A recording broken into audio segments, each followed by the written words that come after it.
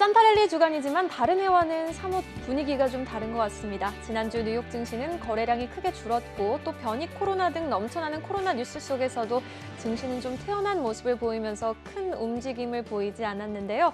하지만 생각지도 못한 곳에서 제동이 걸렸죠. 바로 트럼프 대통령의 추가 부양책 거부권이 투자자들을 좀 긴장케 만들었습니다. 한 해 마무리 투자 전략 기분 좋게 도와드리겠습니다. 오늘도 이분이 있어서 저는 든든하네요. 유한타증권 글로벌 인베스트먼트 유동원 본부장과 함께 해보도록 하겠습니다. 어서 오세요. 안녕하십니까? 네, 안녕하세요. 자, 지난주 3.5거래일밖에 되지 않았던 뉴욕 시장 본부장님은 좀 어떻게 지켜보셨나요? 네. 자, 미국 증시의 지난주 추세는 어떻게 보면 좀 쉬어가는 장세였다라고 말씀드릴 수 있을 것 같습니다. 전반적으로 대부분의 지수들의 큰 움직임은 없었고요. 나스닥이나 중소형주 러셀 2000만 일정 부분 상승하는 모습 보여줬습니다. 여기에 나와 있듯이 다우존스, S&P 500, 나스닥 그렇게 큰 움직임은 없었고요. 스몰캡이 1.72% 상승하는 모습을 보여주면서 그나마 계속적으로 상승 추세를 이어가는 모습을 보여주고 있습니다. 이렇게 미국 증시가 일정 부분에 좀 쉬어가는 장세를 보이다 보니까 우리가 계속 지켜보고 있는 공포와 탐욕 지수가 상당히 많이 조정을 받았습니다. 지금 보시면은 상당히 많이 내려왔죠. 이제 뉴트럴, 그러니까 중립 수준까지 54까지 내려와 있는 상황입니다. 가장 높이 치솟았을 때가 93까지 갔었으니까 상당히 많이 변화가 있었습니다. 물론 이렇게 이 공포 탐욕 지수가 계속 떨어진다는 것이 그렇게 좋게만 바라볼 수는 없을 수도 있습니다. 만약에 실질적으로 막 시장이 공포로 간다 그러면 이 지수가 과거에도 큰 폭으로 하락한 적이 있었으니까 시장의 하락세를 주도할 수도 있을 가능성이 있겠죠. 그렇지만 저희가 판단하기에는 펀더멘탈을 분석해 본 결과 코로나19에 대한 우려가 있기는 하지만 그래도 펀더멘탈이 좋아 보입니다. 그렇기 때문에 앞으로의 미국 증시가 계속적으로 좀 상승을 할 수 있는 그런 여건을 만들어 줄 수 있다라고 판단하고 있습니다. 또한 지금 현재 우리가 지금 들여다보는 대표적인 지수들을 놓고 봤었을 때 특히 이 나스닥 100 기업이라든지 또는 러셀 2000 기업들이라든지 이런 쪽은 상당히 매력도가 높게 나오는 것 같기 때문에 지금 너무 걱정하실 필요는 없을 것 같다라는 말씀을 드리겠습니다. 네, 나스닥 100과 러셀 2000에 좀 초점을 맞춰야 한다라고 말씀을 해주셨는데요. 성장주와 중소형주 투자 전략 조금 더 디테일하게 들어가 보도록 할까요? 네. 자, 우리가 지금 전반적으로 미국 지수들 대부분을 들여다보면서 얘기를 하고 있는 부분이 만약에 이 숫자들이 마이너스로 넘어갔다, 상승률이 거의 없다 이렇다면은 제가 시장에 대해서 좀 조심스럽게 다가갈 것 같습니다만 아직까지는 그 매력도가 충분히 있다라고 나옵니다. 지금 우선 HC월드의 잔존가치 모델을 돌려보면은요, 전체 글로벌 지수가 앞으로 6개월 동안에 한 4.7% 정도 상승할 수 있을 것 같다라는 숫자가 나오고요. 또 미국의 가장 대표적인 다우존스죠. 30을 보면 지금 상승률이 한 4.1% 정도 있다라고 나타나고 있습니다. 자, 이렇게 전반적으로 보면은 글로벌 증시나 미국 증시의 상승 여력이 있을 것 같다라고 나타나는데 좀 안타까운 부분은 S&P 500에서 보여집니다. S&P 500 한번 보겠습니다. 잔존가치 모델상 상승 여력을 보시면은 지금 0.6% 정도밖에 수준이 낮게 나오고 있어요. 자, 이렇게 나오는 이유는 아무래도 결국은 이 미국 경기가 지금 코로나19에 의해서 영향을 좀 받고 있는 것 같습니다. S&P 500을 지금 한번 보시면은 0.6% 정도의 상승 여력이 나타나고 있고요. 또 S&P 500 말고 나스닥 지수를 한번 보시면은 3.7% 정도의 상승 여력이 나타나고 있습니다. 지금 잔존가치 모델상 상승 여력이 계속적으로 지금 나타나고 있는 부분을 보셔야 될 것 같습니다. 그리고 또 지금 나스닥과 러셀 2000 부분을 놓고 좀 말씀을 드릴게요. 나스닥과 러셀 2000 부분을 보시면은 지금 상승 여력이 상당히 높게 나오는 게 나스닥 100 기업이고요. 또 러셀 2000이 상당히 높은 상승 여력이 나타나고 있습니다. 지금 나스닥 100이 한 19% 정도 상승 여력, 그리고 러셀 2000은 30.9%니까 지난 일주일 사이에 상승 여력이 더 크게 높아졌다라는 게 중요할 것 같습니다. 지금 컨센서스 숫자 자체가 나스닥 100 기업 같은 경우에 0.54% 상승을 했고요. 또 러셀 2000은 컨센서스가 1.06%또 상승을 했습니다. 그만큼 펀더멘탈이 지금 좋아지고 있다라는 게 중요할 것 같고요. 그래서 이런 부분들을 감안했었을 때 지금 현재 시점에서 계속 말씀을 드립니다만 미국 투자에 있어서는 나스닥 100과 러셀 2000에 초점을 맞추시는 것이 중요하다라고 말씀을 드리고 있습니다. 네, 화면에는 잠시 나오지 못했지만 S&P 500 지수의 평균 상승 여력은 0.6%, 그리고 나스닥 지수의 상승 여력 평균은 3.7%로 집계가 됐는데요.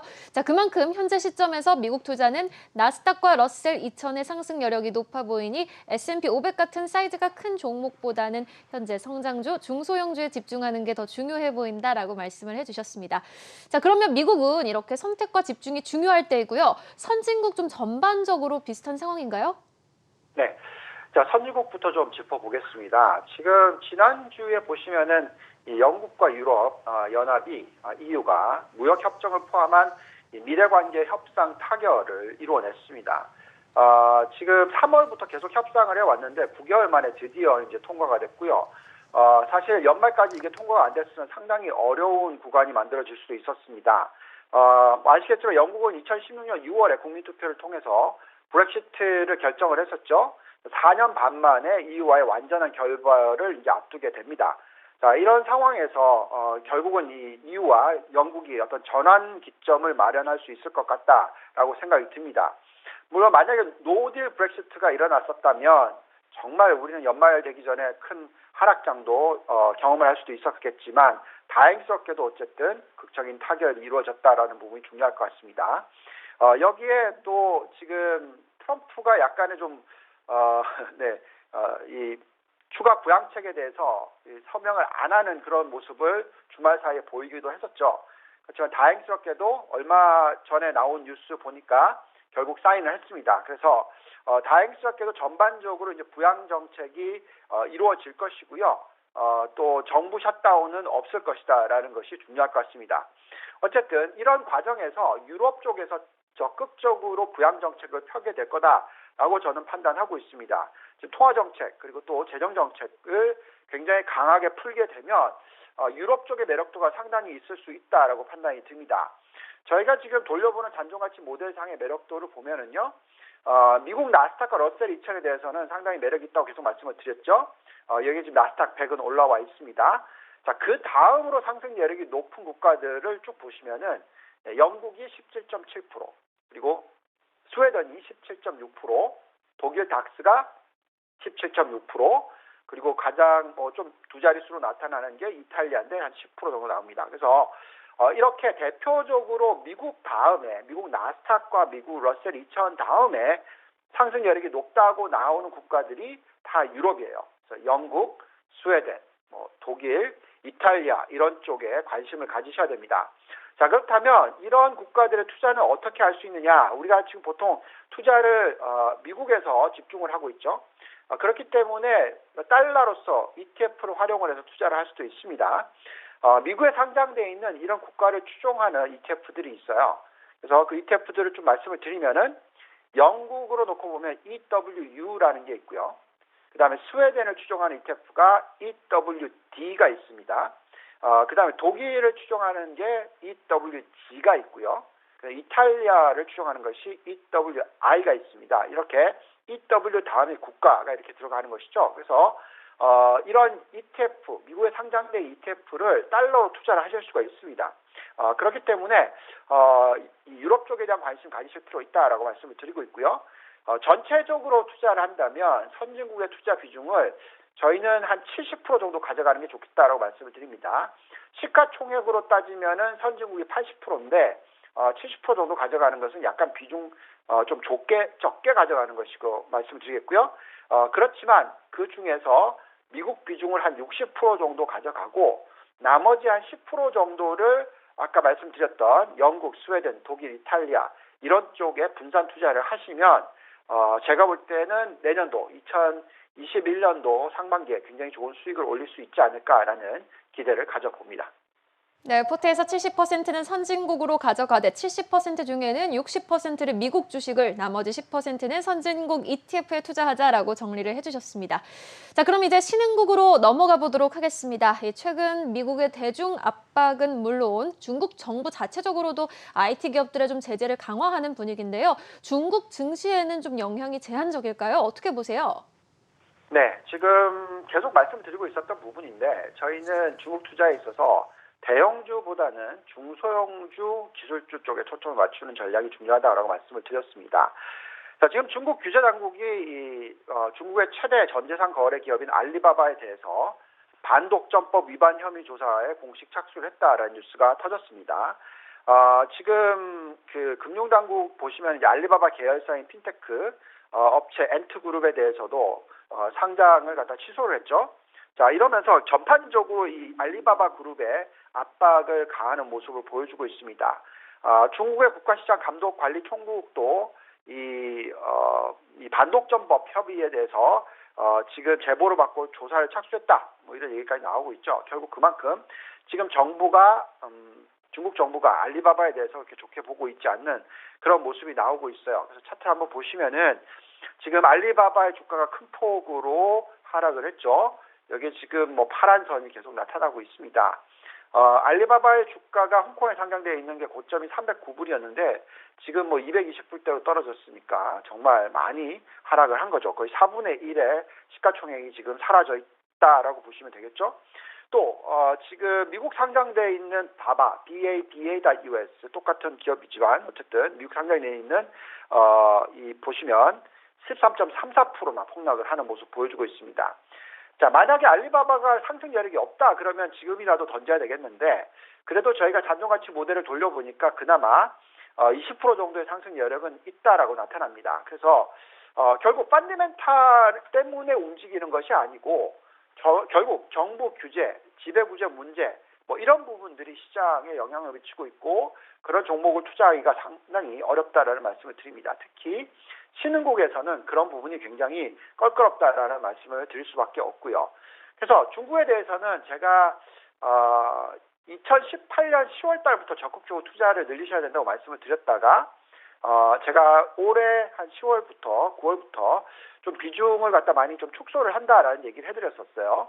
그래서 지금 현재 우리는 중국 투자에 있어서 전체 포트폴리오의 한 10%만 투자하는 그런 전략을 가져가고 있다라고 말씀을 드립니다.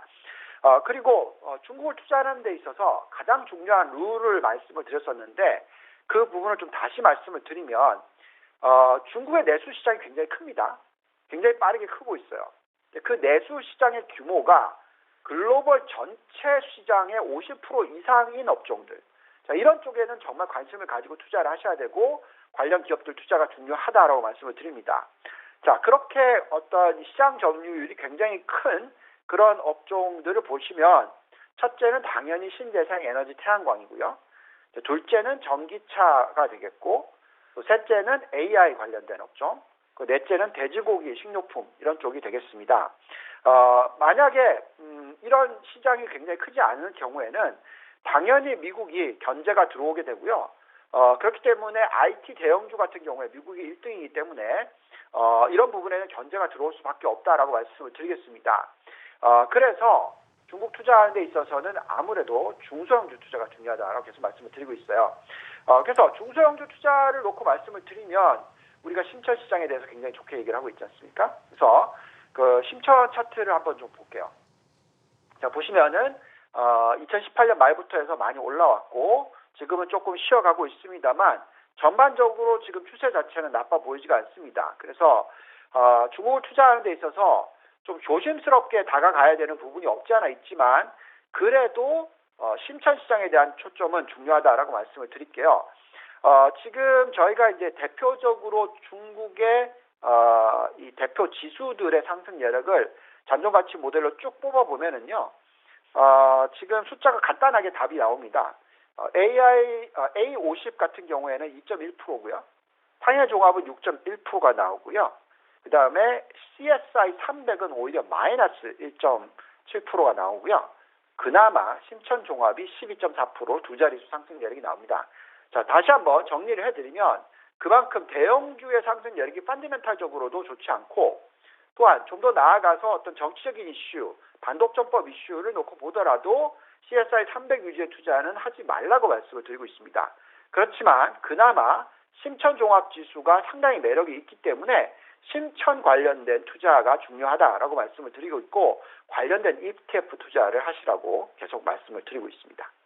중국 투자에서는 선택과 집중이 굉장히 필요하겠다. CSI와 심천이 굉장히 상승 여력 평균이 차이가 많이 나네요. 심천 종합지수에 초점을 맞추자라고 정리를 해주셨고요. 또 국내 증시 오늘도 장중에는 사상 최고치인 무려 2,835포인트에 좀 근접을 했거든요. 그럼 중국 외의 신흥국 상승 여력도 한번 체크를 해보도록 할까요? 네. 아까 중국에 있어서는 신재생 에너지를 제외하고는 말씀을 드린 대로 심천 시장을 추종하는 ETF CNXT.US 정도를 투자를 하는 게 좋겠다고 말씀을 드렸는데 그 이외에 다른 신흥국을 놓고 말씀을 드리면 지금 뭐니 해도 대만과 한국의 매력도가 가장 높다라고 말씀을 드리고 있어요. 지금 특히 저는 반도체에 관련해서 굉장히 매력도가 높다라고 지금 판단을 하고 있습니다. 자, 그래서 지금 반도체 중에서 가장 매력도가 있는 쪽이 어딜까요? 당연히 대만과 한국입니다. 대만은 파운드리고 우리나라는 디램과 랜드 쪽이죠. 지금 보시면은 대만의 상승 여력이 25.8%로서 전 세계에서 가장 높다라고 나옵니다. 여기에 한국이 그 다음으로서 17.3%로 높다라고 나옵니다. 이렇게 높게 나오는 이유는 아무래도 반도체 관련된 업종 비중이 워낙 높은 두 개 국가이기 때문에 파운드리건 전체적인 반도체 이퀄먼트 장비던 전체 반도체던 정말 매력도가 충분히 있다라고 말씀을 드립니다. 여기에 추가로서 매력이 높다는 쪽이 베트남이죠. 17.1%가 나옵니다. 그 이외 러시아 또 심천시장 이 정도의 리스트가 올라오는데요. 그렇다면 우리가 이제 신흥국 시장을 투자를 할 때 그럼 어떤 ETF로 활용을 할까라고 말씀을 드리면 당연히 대만도 미국에 상장된 ETF가 있습니다. 또 바로 앞에 EW가 붙고 그 다음에 이제 국가 이름이 붙는데 대만은 EWT가 되겠습니다. 타이완의 T가 들어가는 것이고요. 자, 그 다음에 이제 우리나라는 EWY입니다. 왜 Y인지는 전 잘 모르겠으나 어쨌든 EWY이고요. 그 다음에 또 한국 3배짜리 레버리지 ETF도 있어요. KORU라는 게 있습니다. 물론 이런 부분들은 아무래도 미국에 상장되어 있는 것이니까 사실 실질적으로 우리가 직접적으로 투자를 한국에 할 수도 있잖아요. 그렇기 때문에 그렇게 투자를 하시면 될 것 같고요. 그 다음에 베트남으로서는 BNM이라는 ETF가 있습니다. 자, 이를 활용을 해서 신흥국 투자를 해야 된다라고 계속 말씀을 드리고 있습니다. 자, 그러면 이제 한국으로 조금 더 자세하게 좀 들어가 보겠습니다.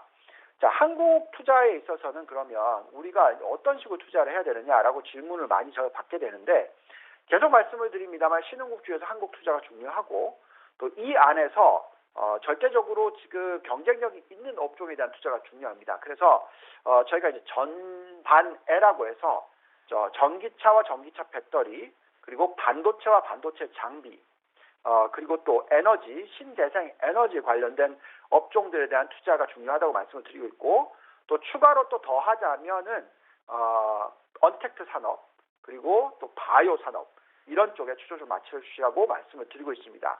자, 그래서 대표적으로 지금 상승 여력이 높은 기업들이 포진되어 있는 업종들을 한번 보시면 여기 지금 올라와 있는데 기아차, 현대차, 현대모비스 이게 다 전기차 관련 쪽이고 상승 여력은 70%에서 90%가 넘는다라고 말씀을 드리겠습니다. 자, 그 다음은 반도체 보겠습니다.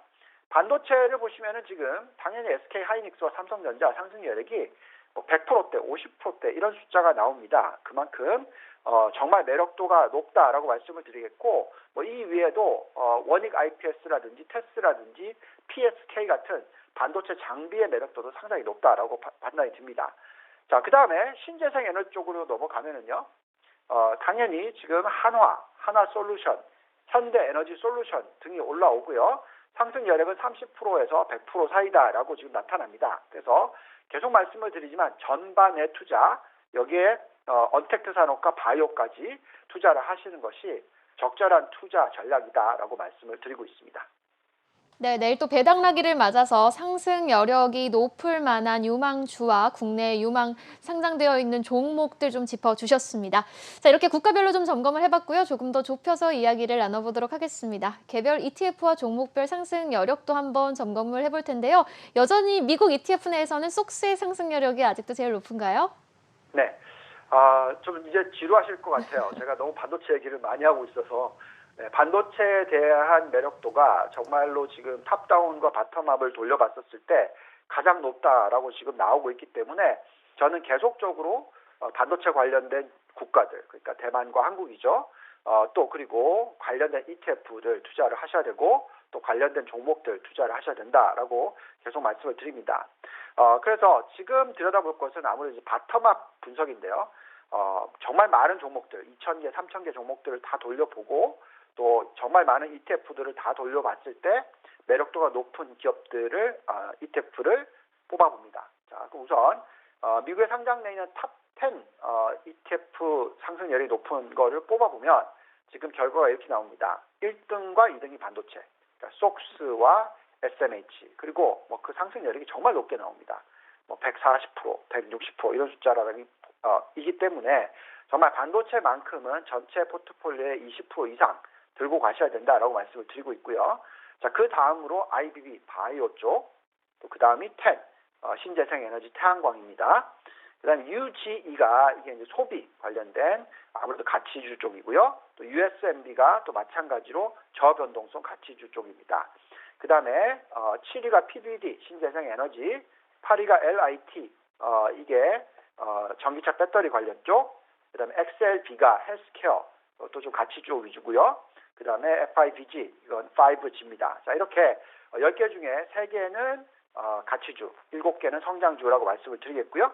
자, 그 다음에 이제 11위부터 20위를 보시면은 iPay가 전자결제, SNSR이 IoT, 그 다음에 IWN이 대표적인 가치 중소형주, 그 다음에 FBT가 바이오, GRID가 대체에너지, FNGO는 전체 그 큰 기업들, 팜 기업들이 들어가는 종목들이 들어가는 ETF, 그 다음에 QCLN은 대체에너지, ROBO는 AI 관련된, ICLN은 또 대체에너지, 그리고 마지막 DSI가 ESG 관련된 쪽입니다. 그래서 이런 쪽에 지금 관심을 가지셔야 되겠고 성장주와 가치주를 분산 투자를 하는데 지금 70대 30, 그러니까 가치주를 30, 성장주를 70 정도 가져가시는 게 맞다라고 말씀을 드립니다. 더 나아가서 종목들 한번 볼게요. 종목도 저희가 탑 20개를 뽑아보니까 상대적으로 그렇게 분산이 비슷하게 나타납니다. 근데 다만 오히려 소비 쪽에 대한 종목들이 매력도가 높은 것들도 많이 올라옵니다. 그러니까 로우 같은 경우에는 다 아시겠지만 건축 자재 쪽이고요. 그다음 퀄컴이 5G, 에질런트 테크가 지금 바이오, 다초 뉴 에너지, 신재생 에너지, 태양광, 리시아 모터스가 이제 자동차 소비 관련 쪽이고요. 테러다임이 반도체, 램 리서치가 반도체 장비, 마이크론 테크놀로지가 또 반도체, 그 다음에 치폴레 멕시칸 그릴, 이건 당연히 레스토랑이고요. 10위가 길리 자동차, 자동차 전기차입니다. 자, 여기에 지금 반도체가 도대체 몇 개가 올라왔습니까? 3개, 4개 이렇게 올라오죠. 그만큼 10개 중에서 반도체 비중이 높다라고 말씀드리겠고요. 11위부터 20위도 보시면은 반도체가 상당히 많아요. KLA, AMD 반도체죠. 그 다음에 이제 5G 관련 쪽이 컴스코프, 브로드컴 이런 게 올라오고요. 또 캐네디안 솔라 액티브, 전기차, 태양광, 네댓, 클라우드 쪽, 키사이트 테크놀로지, 5G, 또 그 이외에 이제 이 가치주 관련해서 넥스노드, 레스토랑 브랜드 이런 등이 올라옵니다. 여기에서도 나오듯이 8대2, 7대3 정도의 성장주, 가치주 위주가 나오고 있기 때문에 우리가 투자를 하는 데 있어서 적극적으로 지금 투자를 하셔야 되는데 그래도 분산을 할 때 있어서 성장주 7, 가치주 3의 전략을 꼭 펴시기를 말씀을 드리고 있습니다. 네, 과열 양상인지 두려웠지만 그래도 반도체 신재생 에너지 상승 여력이 더 있다라고 말씀해 주셨습니다. 본부장님과는 여기서 인사드릴게요. 지금까지 유한타증권 글로벌 인베스트먼트 유동원 본부장이었습니다. 오늘 말씀 고맙습니다.